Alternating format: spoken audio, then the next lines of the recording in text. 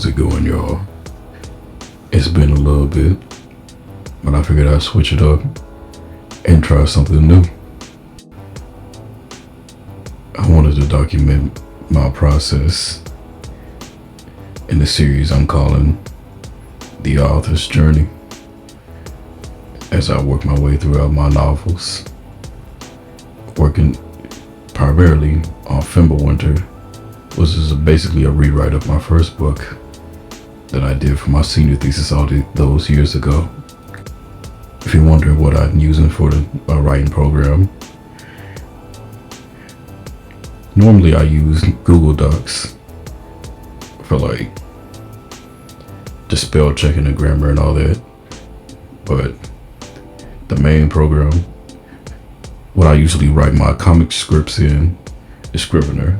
I have that for not only my iPad, but my laptop as well. It's a good enough program. Has everything I need, formatting wise and themes, and it just looks clean, especially when I have it in my dark mode. But more on Fimbulwinter. It's the subtitle for my ongoing Derelictfruit series.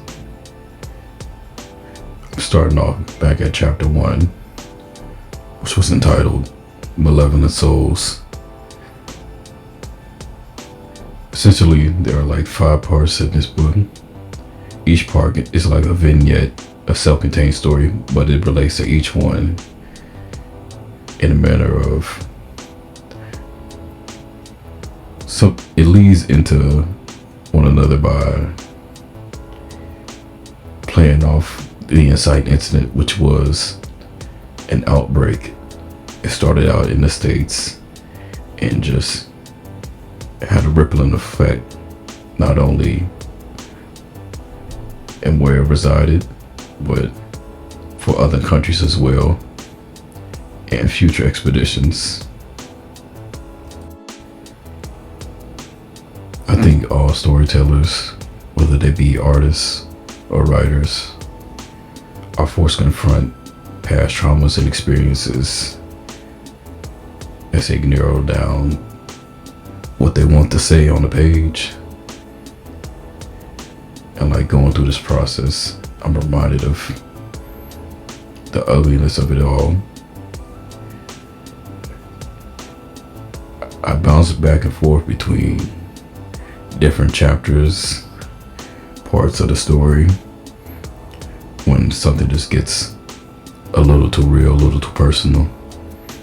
I'm forced to tackle grief and insecurities above all else. Not only in this story, but when it comes to my art as well. A lot of it is built up over the years, and so far this is one of my outlets into managing it. One day I'll probably address it, speak it out loud, as opposed to hiding behind words on the page. But for now, this journal that serves as a narrative will have to do.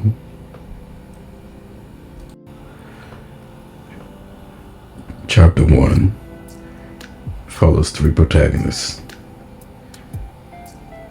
Lucian, leader of the Scrivener. Ercille, his second in command. And Julius Cabrera, president in the opposing regime and the main antagonist, so to speak, for this beginning chapter.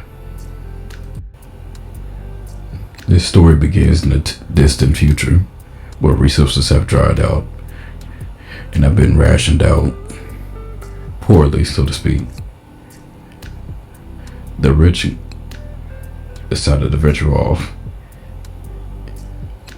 off-world and taking a select groups here and there to diversify the colonies as they venture off outward into unknown regions and particularly colonize a planet of their own, as Earth was dead and dying in wait, leaving the few remaining masses to fend for themselves. I'm gonna just read a little bit, starting from the beginning. Alea, the last ship, sent out into the void. It was the country's last hope in seeking an ideal future beyond a deteriorating Earth. Infighting and civil unrest spread from nation to nation. In the winter of 2166 CE, the southern portion of the states had been stricken with a virus dubbed the Nosoi Plague. Riots across the country broke out as it was discovered the water supply had been tampered with.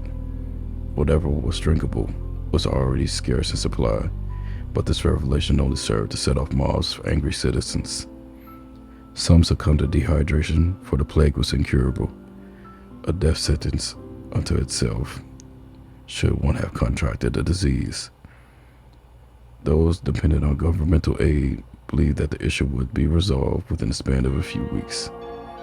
They were the true fools and the first that would die.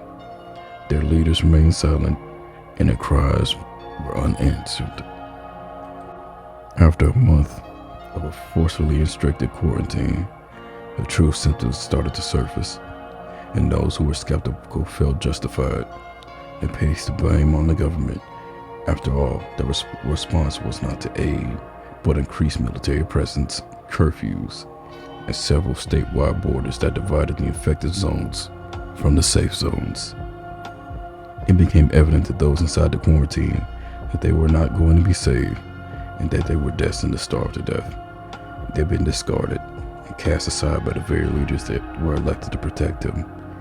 And so, they were left alone to contend with each other, the military, and of course, the infected. And this could be it for this one. Just a couple paragraphs off of the first page. Let me know what you think. Any ideas on where the story's going next? Stay tuned for the next one. As always, stay rotten. Peace.